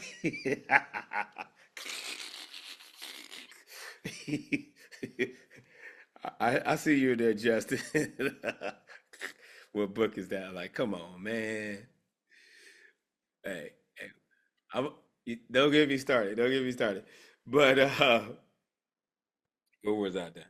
Yeah, you guys are free to go. I'm just running my mouth. I miss you guys. I haven't seen you all day. It's been a long day. I'm having some therapy here. You know, it's been a Hey Chris, go for it. What'd you say, Jeff? when do we start working on? I know you mentioned at the very beginning, but when do you want us to start working on our application for the exam? Let's towards the last week. Okay. You can start now. So everybody, what are you gonna need? The application process is very simple than it was before. What I suggest, I put together some items to give you some guidance on filling out. The main thing with the application, and I'm gonna say this, those of you can watch it on the replay, those of you who are here right now, the main thing you want to make sure with the application is explaining what you did as a project manager or team member to PMI. And so you want to use those terms, that's associated with your industry. If you were involved in the planning process, then talk about how you plan the project. Talk about defining the scope and making sure you got it in line with whatever industry you're working in. And so I have some examples. I'll share those with y'all later on next week. I'll pull them out and you can see what they look like. Also, write up so those of you who are using ChatGPT, Claude, 11 Labs, all our techie people out there, write what you done in your words, and then ask ChatGPT, hey, can you draft a project work description that's in line with PMI's PMP certification exam, and then it will reorganize it and refine it. Make sure you go through and read it, right? Make sure you go through and read it and make sure it's covering. If it's left something out, make sure that. So make sure it does not give you garbage, and then you put on there, and it's obvious that you just did a copy and paste without reading it. So, and if you have any questions about your application when we get to that point, you could just send them to me, and I'll look at it. What your write up. So all you need is a Word document, and just type out what you need and the date, time. So no overlapping time, right? You need 36 months of project work, so no overlapping time. So if you, in a 6-month period, you worked on 4 projects, you only get time for 6 months. If they were all within that 6 months, then that's all you get is 6 months. So there needs to be non-overlapping time. Go for it. Jeff, you still up, or is that Travis? Go ahead. T-Money. Hey, I was just going to say that that's really good advice about leveraging the AI tools. I would say for, like we said, some folks in the chat were mentioning their performance plans, CP map, stuff like that. For the active service members, like your OPP, EPB, what I did was I copied all my stuff out of my evaluations, put it on a Word document, then I translated it all, because you had to, if you go 10 years, and essentially also like you're only using project planning and project work from the last, was it 5 years or something, or 10 years? You can't go 20 years back. It has to be something that's relatively current. But you take all that information, put it on a Word document, translate it, and then you just feed that and tell it to craft it into PMP terms, and then you check it out afterwards. And it did a really good job for me.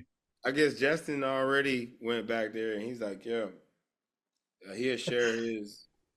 Yeah, I think my exam, like submitting the stuff took only like 10 minutes after I It's combed really through easy. all of it. They've done a good job, and they've changed it within the last year. Like I've gone through it, because I get this question all the time. I just haven't got to it, but I was gonna make a video, put in the school, so people could see what it looks like. So I'll be putting that out shortly, where I actually walk you through each page. It's like a 3-page.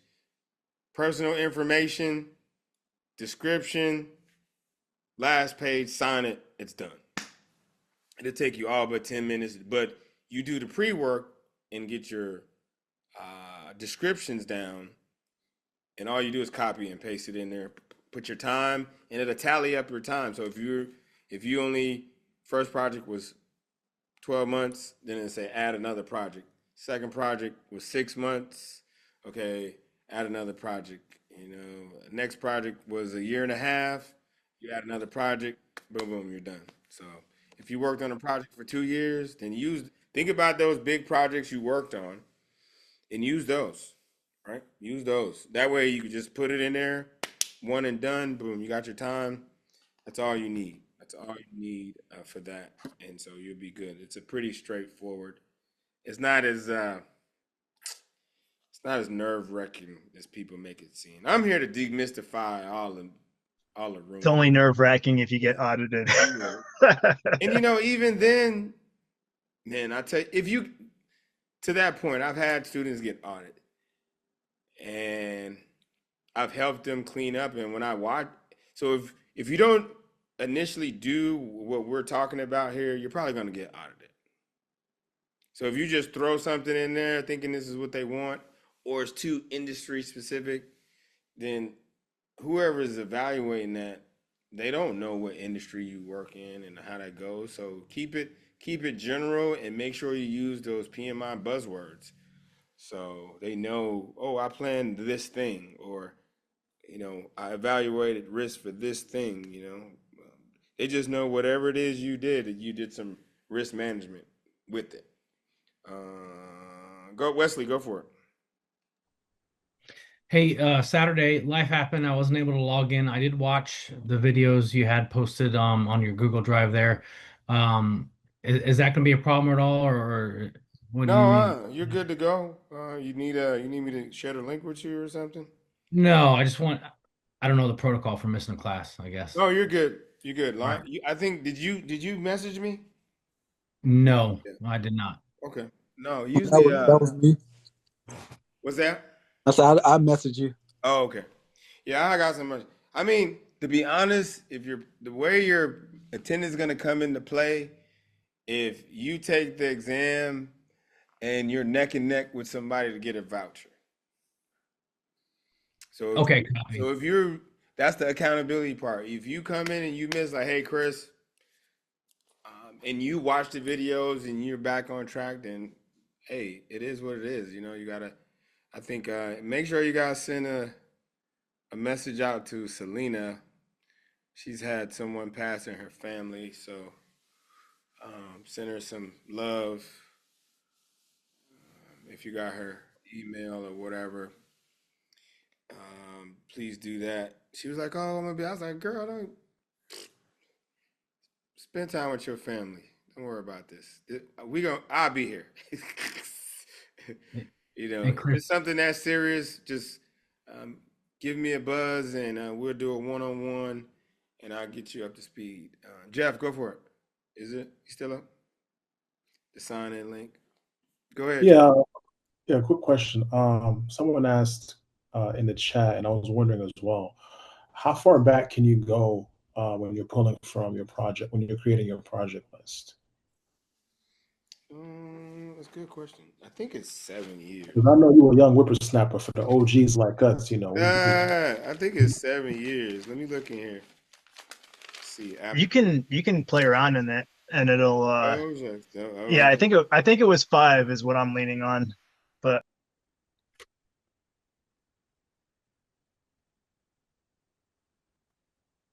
And then also the other thing, it doesn't have to be paid work. So if you worked with a nonprofit, that's considered a good project time.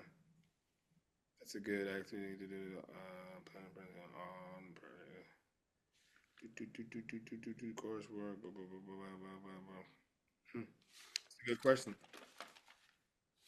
I know your what is it? I read somewhere that your project management education doesn't expire. It's like I was like, seriously? Okay, y'all go with that. No, I don't know. I have to we have to Google that with PMI. How far we go back? I thought it was like 7 years though. I don't know where I read that. I thought it was in here. I don't see. Cool. Microsoft Copilot says PMI does not impose a time limit on when the experience occurred. You can include project work from 10, 15, or even 20 plus years ago, as long as it meets the criteria. Yeah, there you go. Yeah, That's that Copilot. as long as it compiled into 5 years worth of the experience is what I understood it as well. Yeah, the time was not 5 years. It was so this is you know, and I'm gonna say it.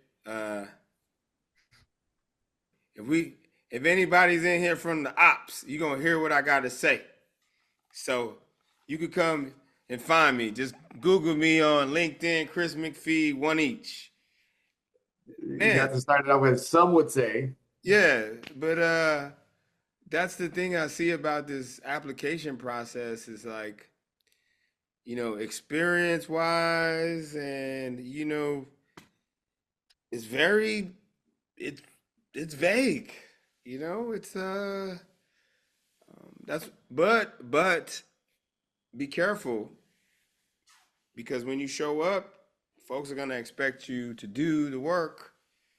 And if you don't have that experience, you're gonna put yourself in a bind. So what I was telling, we were having a discussion about this. I was on a podcast. If you're just starting out, the thought was like, yeah, just go take the PMP. But with the CAPM, if you're just starting out, you just want to get in the field, take the CAPM, because it doesn't require any project management experience.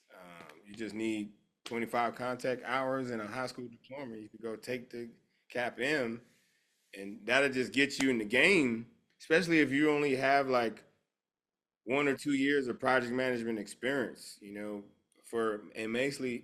mostly for, you know, our younger generation. One project that I'm working on with my community is the Career Center for all the STEM kids. is bringing project management curriculum to the high school.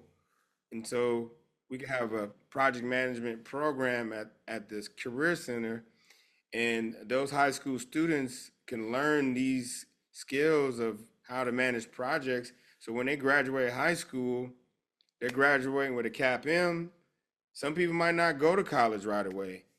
They could go right in. Where I live in Texas, project management, construction project management is in high demand.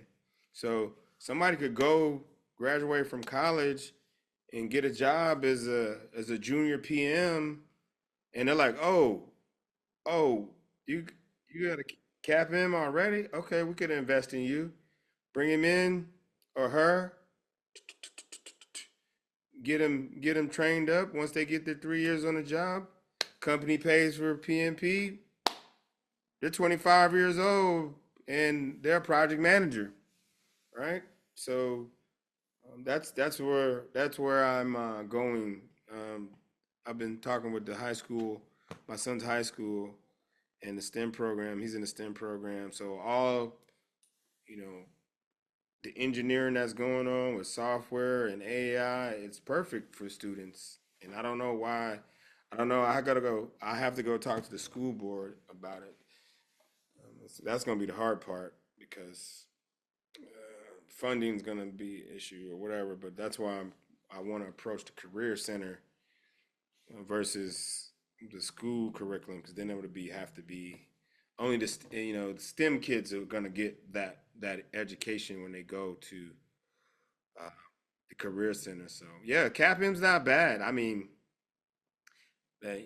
nobody never really spoke about it, but people who are wanting to get into project management, they're like, well, I got to wait till I get my 36 months before I could take the PMP. No, take the CAPM.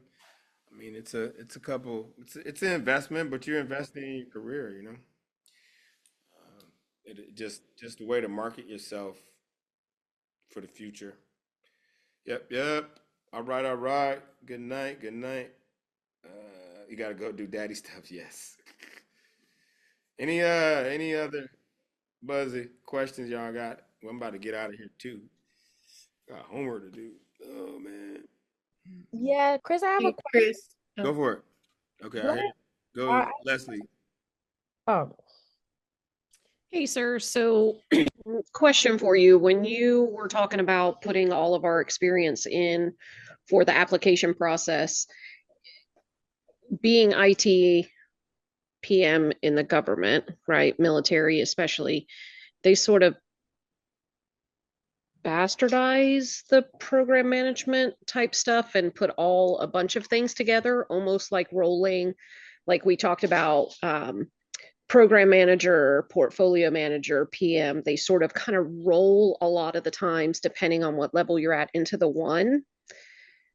When we're talking about it, or when we're putting that experience together, is it just making sure that we're using the lexicon properly? Yes, I would if you were in a position of a portfolio manager. Oh, I don't know why I can't hear you. Can you hear me? Can anybody hear me? I hear you. Yes, Leslie. Yeah, I hear you. Why are you doing that? I can hear you. I don't have an answer for that. Is there something else I can help? Whoa. What is going on? Can you hear me? Getting hacked over here. I know, right? I think that was I saw the like. Can you? Sorry, my computer is definitely not cooperating this evening. Can you hear me though? Yeah, I can hear you now, sir. Okay. Yeah. I would just keep it to the project management perspective, because the program and portfolio, they actually have a certification for that too. So I would just keep it at your project management level. Okay. Because I think they misnomer that a lot. Like I said, when my mind was blown actually when you were talking about the different things for the budget and the business cases and who we should be getting that through. I mean, I'm sure as a contractor, the PM with the military, I mean, we're budgeting 3-5 years out. Yeah. Yep. you know, for projects that we're not sure about. And a lot of times that does fall on, you know, the PM to kind of put that in, figure out what kind of contract, Are all you of a those kinds of government things. PM, a GSPM? Yes, sir. Yes, Well, PM, portfolio, program manager, they yeah, have it yeah. like So the all wrapped government. into one, right? So, and I work at the MAGCOM level now, but was the plans and programs chief, you know, for a number of years. And so I'm trying to get this, but I just want to make sure that I'm understanding. Don't get too deep into the weeds of it, just the lexicon and the overall with the processes and the phases, right? Yes, yes. Okay. Don't yeah, because I remember. So I was a contract PM at the Intelligence and Communications Command there in Fort Belvoir, and so I understand when you from a government GS perspective, yes, they're looking at stuff out, you know, a couple of years in advance when it comes to money. And the money, and in reality, you know, PMI, the PMBOK makes it sounds all cool, like, yeah, I just go over here to but in reality, I go over here to the core and I'm like, hey, your team says they need this. And it's like, it's not in the budget. They're gonna have to wait. Or I had a situation where they were building out a new skiff, and for somehow somebody forgot to allocate the IT. Of course they did. Like all the drops, all the computers. So it was at a standstill because they ran out of money. Well, it can't be Milcon money, right? So Yeah. different colors of money. Yeah. So know exactly what you're talking about because I worked this whole past year getting a project together, getting everything, getting the statement of objective done, submitting it to contracting, doing all of that, and we got no money. So it was a year's worth of work that couldn't be let, right? Because there's no money. So that's the reality of that's the reality after the exam. It's that's the hard part. That's why I want my goal.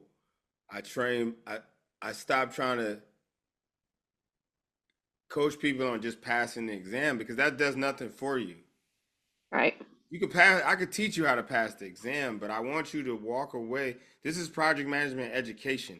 So I don't want you just to walk away with the tips and tricks to pass the exam, but I want you to walk away with something that you can actually take back to your organization and try to make some refinements or transformation for change to help out some of the project issues that people are having in organizations, and it will help.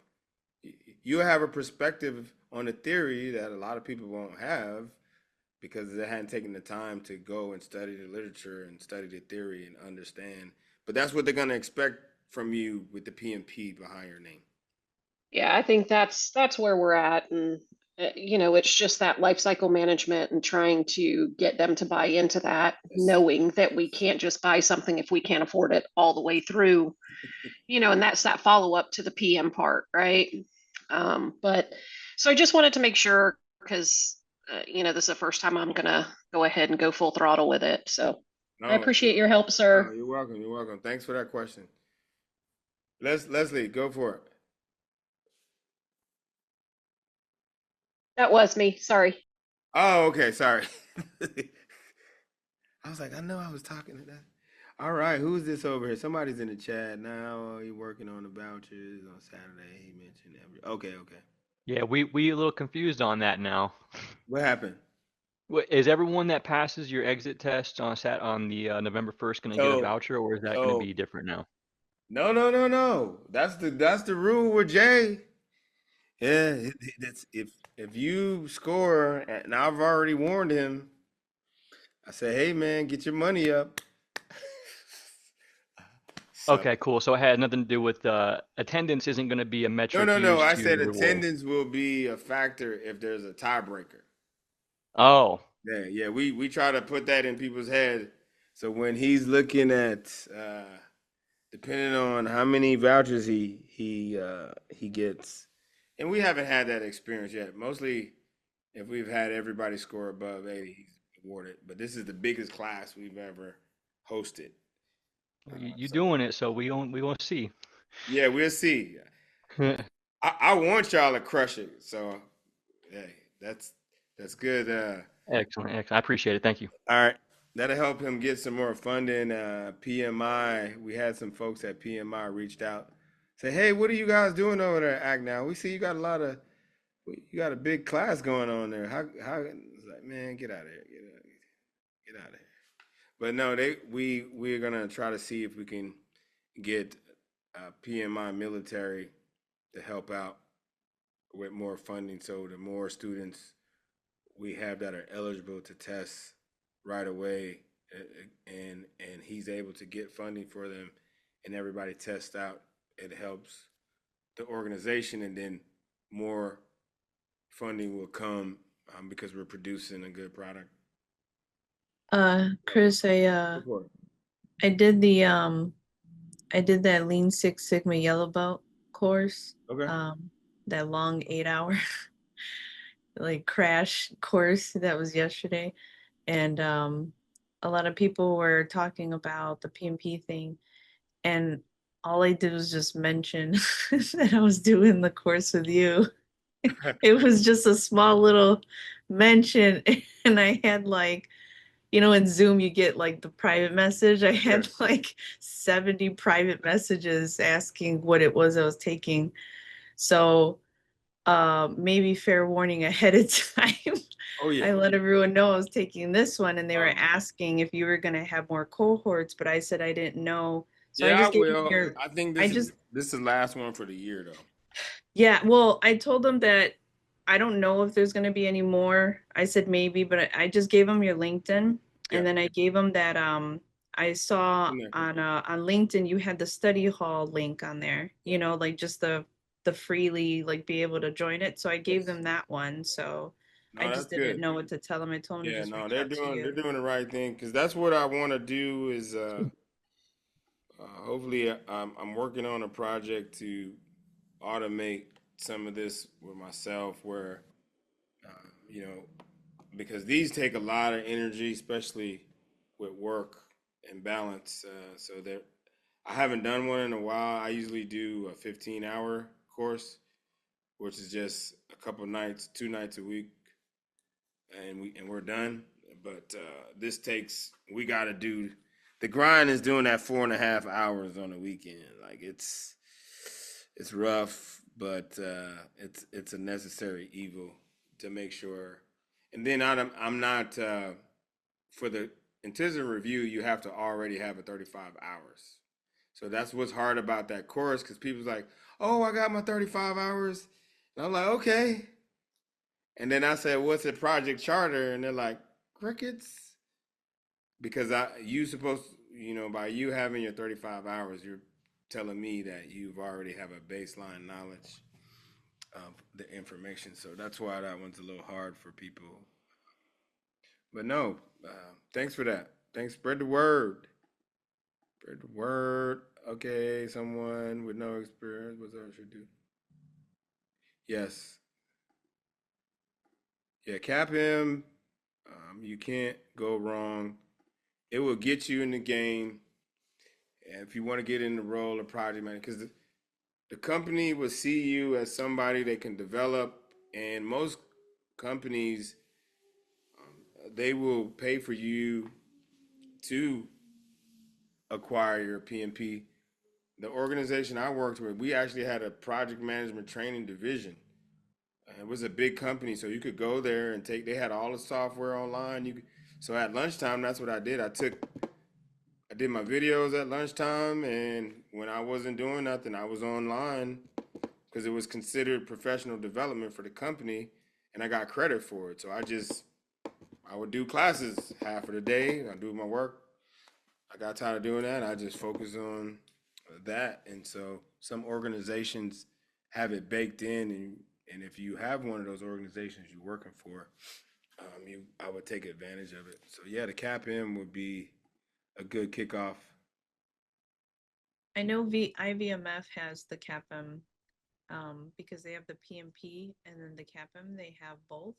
Yeah. And it does say on there, someone put it in chat earlier, the requirements, like the 60, Yeah. Was it 60 months, 5 years thing? That's what I was worried about because my background is traditionally mostly in human resources, but I've done a lot of different things through the years.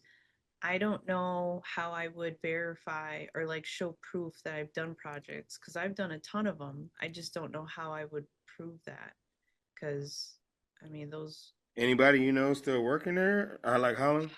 I Um, don't think they even to be honest, I don't think they're even calling anybody. Or I think references were on there. I don't think they even have reference on there, if I'm not mistaken. yeah, because it's on my resume, I have things listed, and you can tell I was, I've done projects, but I've done them either as a volunteer or through work experience. So I don't know if any of that counts. If it's Yeah, it does. volunteer. It doesn't have to be paid project work. It could be for nonprofit, long as it's not for yourself. Okay, and then is there? If it's a do church or a community center. What qualifies as a project, though? I guess should I ask ChatGPT maybe, like based on what I've done, because I don't really know like what they would qualify as like a project management experience. So That's you a know good idea. what's the difference? All right, so that's a quiz question right there. You should be telling me that. What projects and operations? So operations are ongoing. That's like day-to-day work, right? But if say you were with your church, and I'm using church for example, and you worked on putting together some annual banquet that you spent 3 to 4 months of coordinating and planning and guiding the plane, and then end with putting on that event that was successful. And you used budget because you had so much money, you had deliverables you had to produce, you had to set it up a certain way. So that's a project. It has a start and an end, produces a product, service, or result. So I've been doing that all these years without realizing it. Yep. I guess. Yep. Okay. Cool. All right. All right. Thank you. All right. Kicking Nicole. Yeah, I'm taking Meal Mentor. Okay, cool. What is that? Nice. Who else is in here? Jared. What's up, man?